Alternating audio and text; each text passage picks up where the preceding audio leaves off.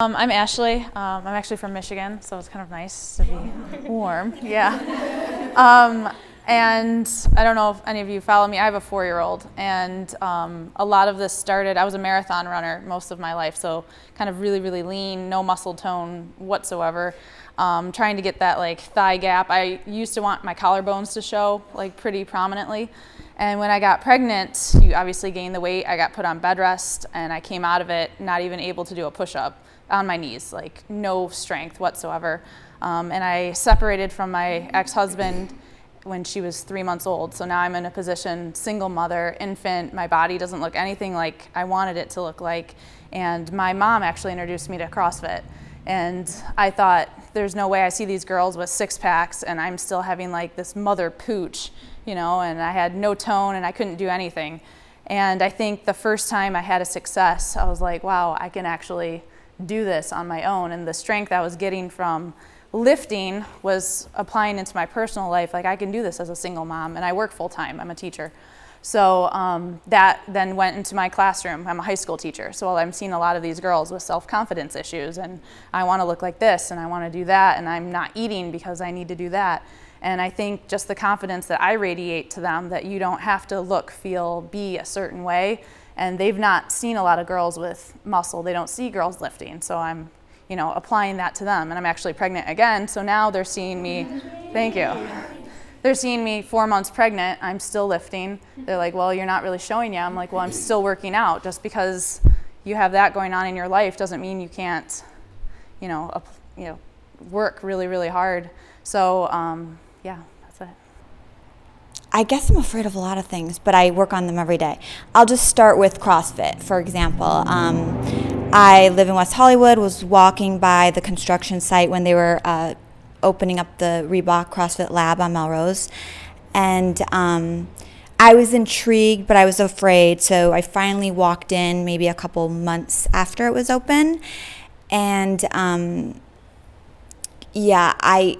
I'll tell you that I took what they call a foundations class, and for some reason I ended up taking it out of order and started with the last one with one of the owners who is a little bit intimidating to many, especially myself. And I left, and we laugh about it now because they said that they did not think I was going to come back because I think he told me to pick up the training bar, which is 15 pounds, and I was like, I don't know. I was so afraid of just like the training bar. So when it comes to fear, just stepping outside of myself and then realizing that it's all in my head, that I made it up.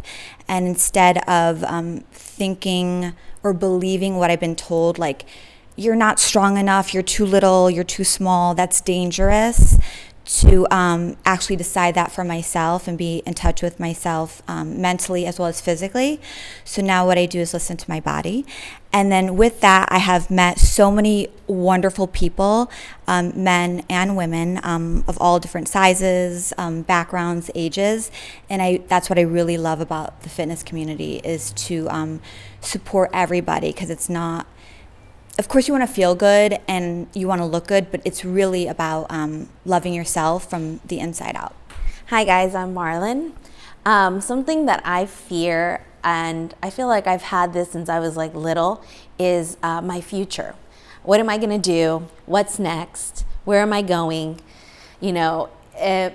Even like, what am I going to wear tomorrow? Like, I'm an over planner. Like, it just becomes that way. And when I don't have that control, I freak out.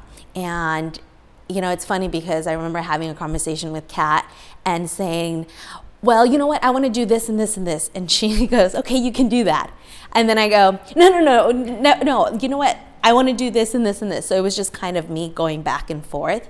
And then something that really helped me kind of say it's okay not to know what to do next is working in an all-women's gym, which kind of helped me kind of open the door in what I want to do next, which is help women who are struggling with being overweight, especially those who just kind of, they're like, I don't know what's next. And I want to be able to help women like that. And I mean, anyone overall. And that makes me feel like I know my path I mean, it's not clear, so it's still a little scary, but sometimes you just got to dive in there and do it. And my family has a lot to do with that. They just kind of like motivate me and push me all the time and just say, you can do it. You can do whatever you want.